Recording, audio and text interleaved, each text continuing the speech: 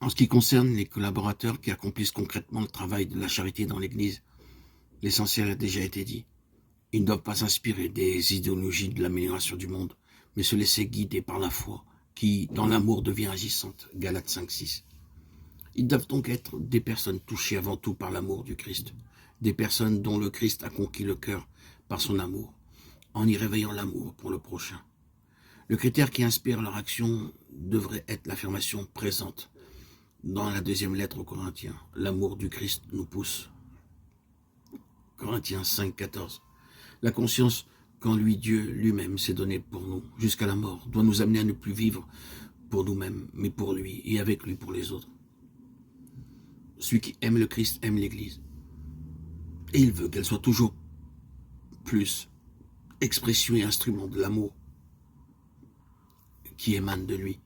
Le collaborateur de toute organisation caritative veut travailler avec l'Église et donc avec l'évêque afin que l'amour de Dieu se répande dans le monde, en participant à la mise en œuvre de l'amour de la part de l'Église.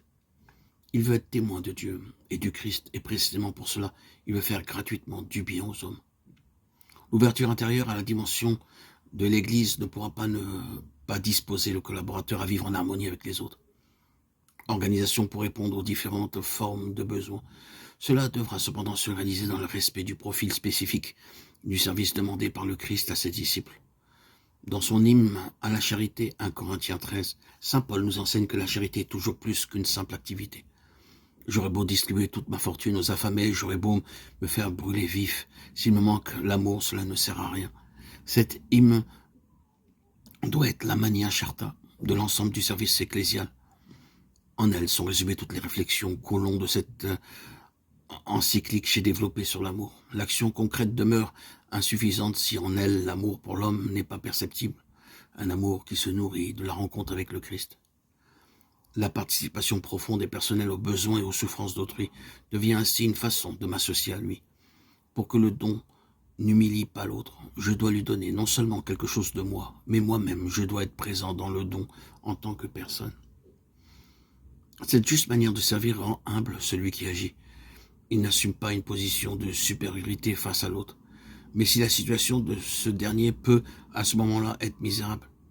Le Christ a pris la dernière place dans le monde, la croix, et précisément par cette humilité radicale, il nous a rachetés, et il nous aide constamment.